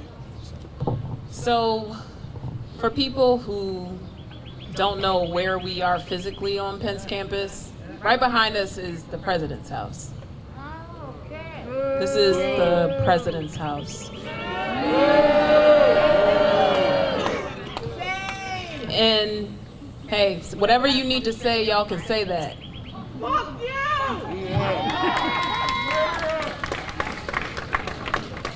But part of the intention of coming to this place is that in the response that we've seen so far, there have been sidesteps, half-truths, mischaracterizations, falsehoods, shallow apologies that were not delivered to the Move family, but that were sent through the media and on email blasts, but not directly to Move members. And so I hope you all feel how palpable, how present the pain is for members of the Move family who are having to relive all of these traumas anew, with new traumas on top of that, so close to the anniversary of May 13th. This is the first year after the city's so-called apology, and we see that we haven't even uncovered all of the harms, all of the violences. And so we really wanted to remind, or not remind because you didn't know these beloved human beings, but to share with you that they were human beings who had lives and dreams and loves and loved ones. And I don't know, there was a story you shared that when we were getting ready for today, you really wanted to tell this story. I don't know if you still want to tell the snow story. Oh, yeah. You don't have to. But you specifically said, don't let me not tell the snow story. So. All right. Yeah. So, all right, this is what Chris talking about. So y'all know when we was kids, we used to run around naked all the time, even in the winter. We were strong, you know. So Tommaso was, one of the kids, and he and I were crying about something. My grandmother was about to leave the house, and we wanted to go with her. And she, for whatever reason, she couldn't take us with her. So to make us feel better about not being able to go with her, she told us that it was going to snow that day. So we happy. Tommaso used to do this thing where he would run in a circle when he was happy. He would run in a circle, his arms be swinging, and he'd be just going, right? So he had a big stomach, right? And I used to say to him all the time, did you swallow a whole watermelon? And, we had this thing. But anyway, it was snowing, or it didn't snow yet, so we looking outside. It ain't look like it was going to snow. It looked like a regular day like right now. And so we sitting in the window, we hopped up on the windowsill, and we just kind of back to back, just waiting for the snow to fall. Looking out the window, we don't see no snow. We sat there so long, we fell asleep. I don't know how much time passed. When you're a kid, time is different. We fell asleep, and when we woke up, there was snow everywhere. It was, we couldn't see anything. We couldn't see the street, we couldn't see the cars, we didn't see anything. So we looked at each other, we hopped down, and it's snow, it's snow. He opens the front door, and we looking outside at the snow, and we naked. No clothes. My man ran outside and jumped in the snow. He started throwing it up on himself and covering himself in snow. He was white, half white, right? So his body turned red like immediately. And he just now he's just sitting here looking like. And I'm looking at him and I'm thinking, nah, I ain't doing that. I ran upstairs and I put some clothes on. And then I ran outside. When I got down the steps, he was still out there in the snow. So I ran out there and I joined him, and I'm in the snow and we playing and we just throwing snow up in the air on top of each other. The other kids were there too. They said the same thing that I said. Nah, I ain't going out there with no clothes on. Tommaso, he could really take the cold well. And so we played so much, our clothes got sweaty and wet, and we took them off, throw them down, and we put some new clothes on. Tommaso put some clothes on. We went back outside and we played until those clothes were soaking wet too. And the other kids, they were doing something. They didn't really hang out with us as much. We were two other we were younger than they were. You know, when you're a kid, 2 years is a lot, right? It is. Not now, it ain't shit. We 40 and 42, that don't mean nothing. But back then, it means something.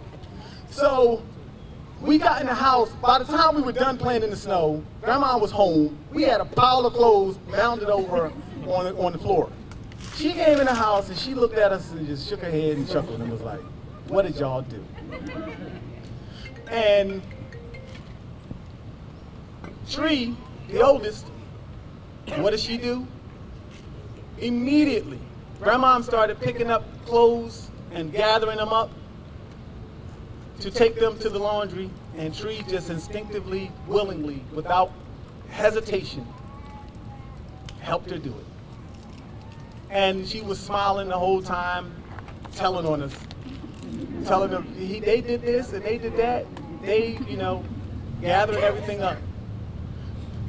That's one of the vivid memories I have. I have a lot of memories, but they're not really clear because I was so young. But that one, I really, really remember that one. We had such a good time, and it was one of the last times I saw them. That's the story. Let's show some more love to Mike Africa Jr. Let's show some more love.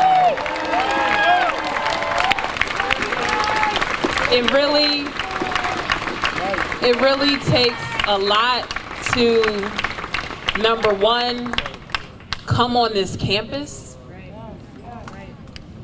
right? It takes a lot to remember these things and then to share them with strangers. And so I really want us to clap just again to show some love for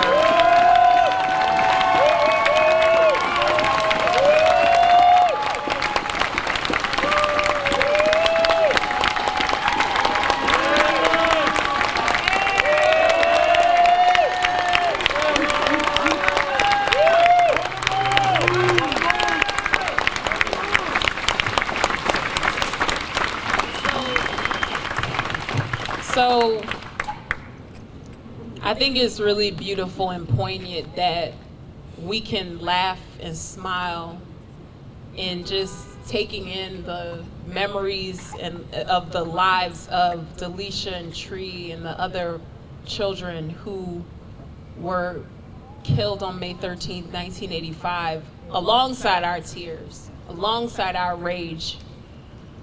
But we don't forget that rage is real. The need for justice is real. The demand for justice is real.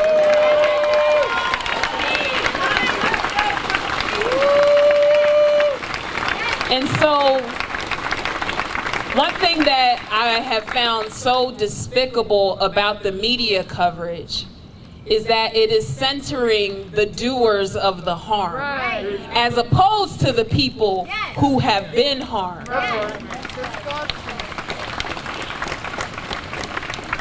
I don't know about what an apology means and looks like to you, but I'm not trying to hear about your apology from somebody else.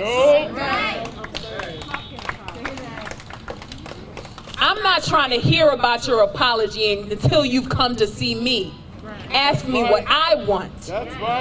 What it would look like for you to repair harm, if repair of harm is even possible. That's right. And so, as a way of kind of closing today, which has been a beautiful day, a beautiful coming together in honor of Delisha and Tree Africa, organized by the people who loved her, them. And so we want to hold space to hear what might it look like to honor Delisha and Tree Africa. Not for the media, not for the PR, but in a true transformative and reparative sense. If that is even possible in the first place.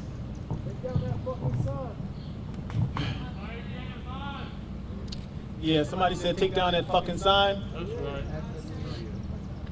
Osage, That Wilson Good street sign.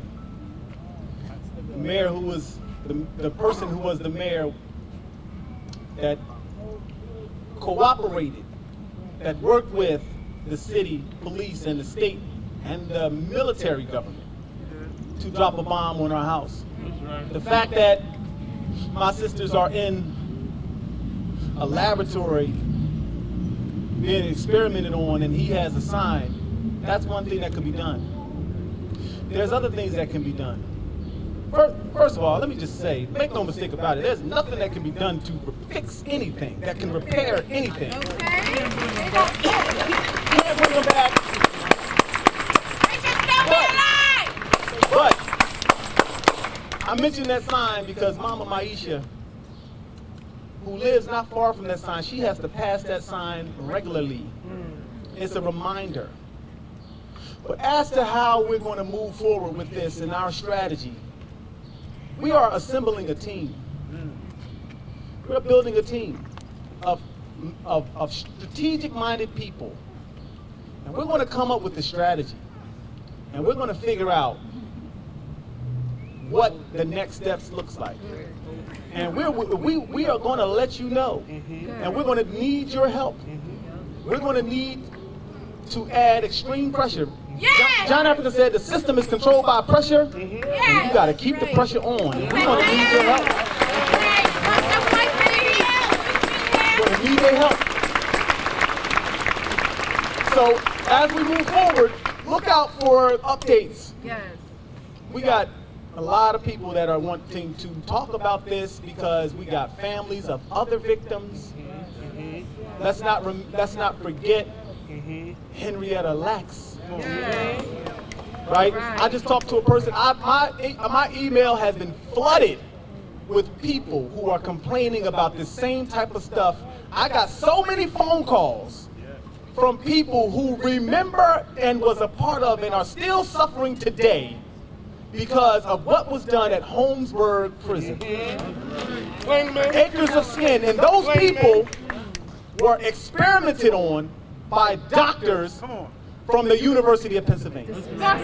So we are going to assemble this team, this crew, this network of organizations and legal people, legal strategists. We're going to figure this out. So if Dr. Alan Mann really believed what he said when he made that quote, that the people, the perpetrators, were never in any way punished, I'm glad he said that. You better get ready. Because if what they should do is expect the type of justice that they would want to see if this was done to their families. Right. All right? That's where we at.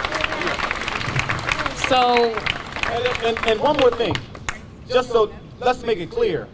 Like I said earlier, Delisha and Tree were two. There were 11 people that were murdered. John Africa was my great uncle.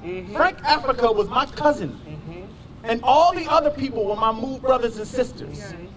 And there's a lot of connections to those people from other people who might not at this point know about this, but when they find out, I can expect them to feel like I feel.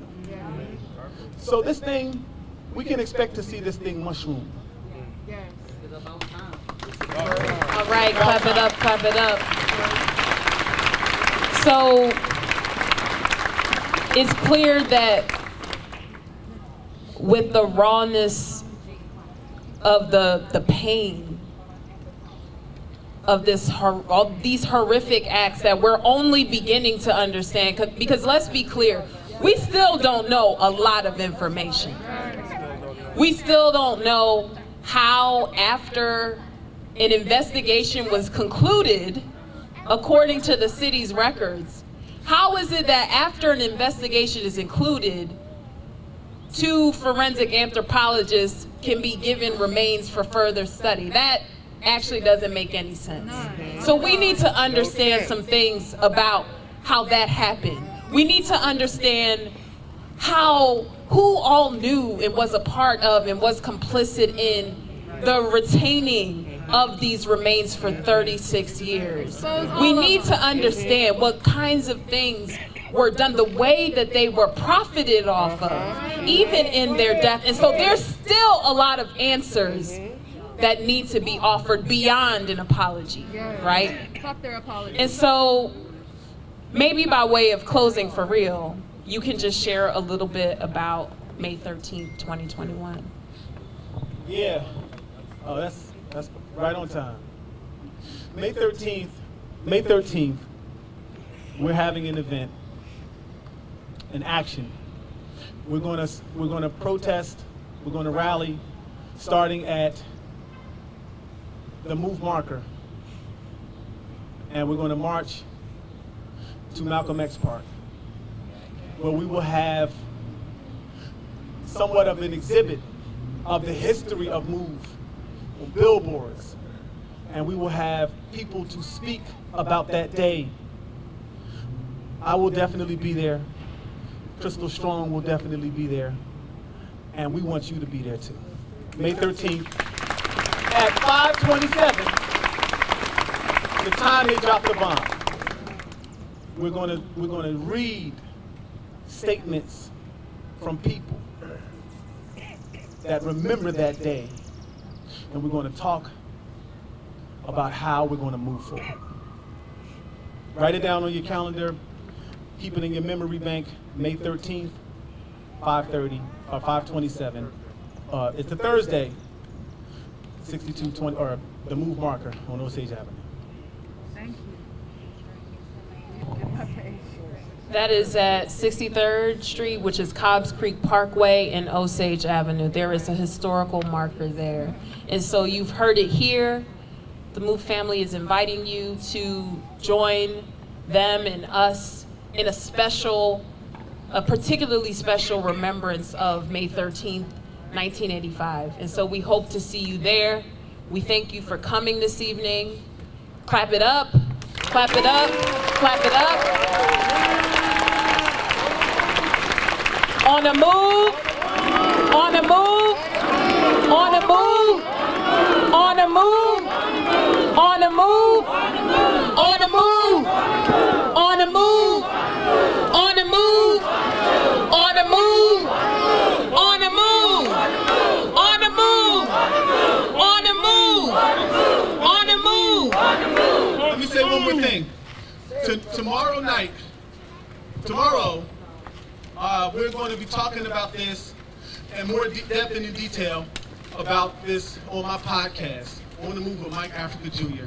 And some more information and updates and developments. You want to mention that really quick? Hopefully there will be an article with information that disproves this idea that Manj and Rand are saying, right? Which is that these remains were unclaimed, right? There's evidence, there's proof that that's a lie. It also refutes this idea that they were given these remains with consent. Right. They were not. Liars. Not by the medical examiner's office, not per the policy of the medical examiner's office. Liars. So like Crystal said, we need to know and understand what happened. And so look out for some media tomorrow about that. Like Mike said, we're gonna be on his podcast tomorrow talking about it. On the move! On the move! And also really quickly, Tomorrow morning. The podcast comes out tomorrow morning. yeah. On the Move with Mike Africa Jr. It comes out tomorrow morning. It's not a time. It'll just Yeah, be sometime. Try 10 o'clock a.m. and you'll find it. Another thing really quickly. Mike talked about Dr. Klingman, Alan Klingman. I just want to say that name, Alan Klingman. Do your research, please, because this person, his victims, some of them are still alive, right? He experimented on them in Holmesburg prison for patents for Johnson & Johnson. Okay, this man has labs in his name at Penn today. So we need to draw a connection between Samuel Morton, that cranial collection of his, the grave-robbed remains of Black Philadelphians, the sacred remains of Delisha and Tree Africa, as well as align that with the demands of the Holmesburg people who Klingman experimented on, okay? All right. On the move. Right, on the move. Thank you all for coming. Right, on the move. Let's end this out on one accord. As we can hear, we have some of our next action steps. May 13th, 2021, we will be on the lookout for more investigations that will hopefully provide more answers, because we still have questions that require answers.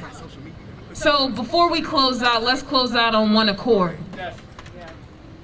Delisha Africa! Tree Africa! Delisha Africa! Tree Africa! Delisha Africa! Tree Africa! Delisha Africa! Tree Africa! Delisha Africa! Tree Africa! Delisha Africa! Tree Africa! Delisha Africa! Tree Africa! Delisha Africa! Tree Africa! Delisha Africa! Tree Africa! Delisha Africa! Tree Africa! Delisha Africa! Tree Africa! Delisha Africa! Tree Africa! Delisha Africa! Tree Africa! Delisha Africa! Tree